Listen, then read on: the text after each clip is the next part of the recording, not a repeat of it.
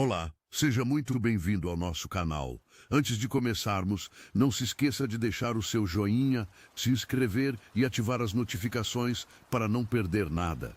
Agora, vamos ao que importa. No coração da Amazônia, em vilas ribeirinhas do estado do Pará, um clima de apreensão pairava nos últimos anos do regime militar brasileiro. Em noites de um céu vasto e escuro, iluminadas apenas pelas lamparinas e pelo silêncio profundo, relatos de luzes, diferentes, quase agressivas, começaram a se multiplicar.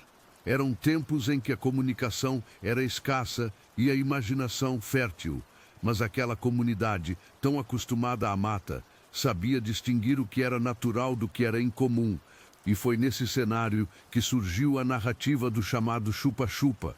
Uma série de incidentes que transformaria o medo popular em assunto de Estado e daria origem à Operação Prato, conhecida internacionalmente como Operation Saucer. Os moradores descreveram objetos de formas variadas, ora esféricos, ora alongados, ora parecidos com pratos invertidos. Eles se aproximavam em silêncio absoluto, projetando feixes de luz finos e precisos.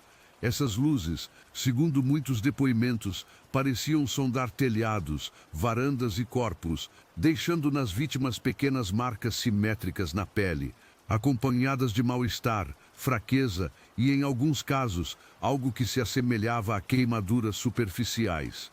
Ao contrário dos meteoros, que cruzam o céu e desaparecem, esses focos pareciam perseguir alvos, pairar imóveis e manobrar com uma agilidade que desafiava a razão. O apelido chupa-chupa nasceu da percepção de que algo estava retirando a energia ou a vitalidade das pessoas.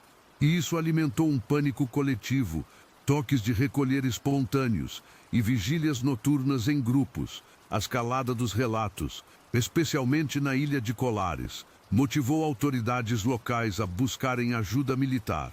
A Força Aérea Brasileira, então, destacou uma equipe do Comando Regional em Belém, que entre o fim de 77 e o início de 78, conduziu uma missão de reconhecimento e documentação, batizada de Operação Prato. A ação reuniu uma pequena fração de militares, sob a liderança do capitão Uirangê Bolivar Soares Nogueira, de Rolanda Lima. O objetivo declarado era duplo: acalmar a população e entender a natureza do fenômeno, fosse ele humano, natural ou algo fora do que conhecemos. Os militares instalaram postos de observação, realizaram vigílias em praias e manguezais e seguiram trilhas de relatos entre rios e estradas de terra. Levaram câmeras fotográficas e de filmagem, binóculos e mapas, e recolheram depoimentos de moradores, pescadores e profissionais de saúde. O procedimento seguia uma lógica de inteligência, com fichas de ocorrência, croquis de objetos, estimativas de distância e direção e triangulações possíveis a partir de múltiplos observadores. A equipe produziu dossiês com descrições técnicas, registrando horários, padrões de voo e reações fisiológicas relatadas. Os testemunhos mais marcantes vinham de pessoas que afirmavam ter sido atingidas pelos feixes luminosos. Em Colares, a médica Welaide Cecim Carvalho atendeu pacientes com lesões cutâneas incomuns e sintomas de fraqueza, experiências que relatou de forma consistente a investigadores civis e militares. Pescadores contavam que abandonavam redes à noite por medo de serem pegos de surpresa. Famílias dormiam aglomeradas, janelas cobertas com madeira e papel e fogueiras acesas no quintal, acreditando que a fumaça afastaria as luzes. Havia registros de animais agitados e relatos de topos de árvores chamuscados, como se um calor intenso tivesse passado rente à copa. O acervo da Operação Prato incluiu fotografias que, segundo a aeronáutica, mostravam fontes luminosas de comportamento anômalo. Em algumas imagens, pontos brilhantes recortados no céu noturno sugeriam uma geometria coerente, embora a interpretação permanecesse aberta. Croquis anexados aos relatórios descreviam objetos maiores acompanhados por unidades menores, como se fossem sondas exploratórias. Em certas madrugadas, os militares relataram aproximações silenciosas, a distâncias curtas, acompanhadas de intensa luminosidade e uma ausência de ruído mecânico. Mesmo assim, não há registro confirmado de interceptações armadas ou tentativas de abate, o que reforça o caráter de observação e documentação da missão. Quando a operação foi encerrada, a Força Aérea compilou o material e silenciou por anos. Em 1997, parte dos arquivos foi tornada pública, exibindo fotos, relatórios e desenhos técnicos, confirmando a seriedade da investigação e a extensão do fenômeno. Nesse mesmo período, o capitão Rolanda concedeu uma entrevista, ampliando a visibilidade do caso. Ele relatou experiências de campo e a convicção pessoal de que algo real e inteligente estava em ação. Sua morte repentina, dias depois, alimentou especulações e reforçou a aura de mistério em torno da operação e de seus bastidores. Do ponto de vista analítico, o dossiê amazônico oferece camadas sobrepostas de interpretação.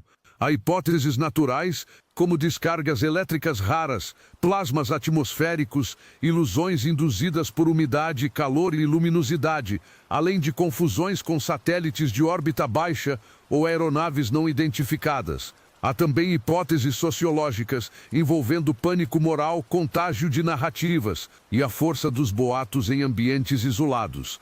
E, por fim, a hipótese de tecnologia desconhecida, sustentada pelos padrões de voo, pela coerência entre depoimentos independentes e pelos relatos de efeitos fisiológicos localizados. Nenhuma dessas explicações isoladamente responde de forma abrangente a todo o conjunto de dados. As lacunas documentais ampliam a incerteza. Parte do material jamais foi encontrado em acervos oficiais e testemunhas sugerem que haveria registros ainda não divulgados. As fotografias disponíveis, embora intrigantes, carecem de metadados completos e de cadeias de custódia transparentes, o que limita análises conclusivas. A ausência de medições físicas sistemáticas em campo, como espectrometria da luz ou coleta de amostras ambientais padronizadas, deixa perguntas sem resposta sobre a natureza energética dos feixes e seus efeitos no tecido biológico. Mesmo assim, o fato bruto persiste. Durante meses, houve uma concentração incomum de relatos com elementos recorrentes. A resposta do Estado, com a mobilização de uma operação militar dedicada, confere uma gravidade histórica ao episódio.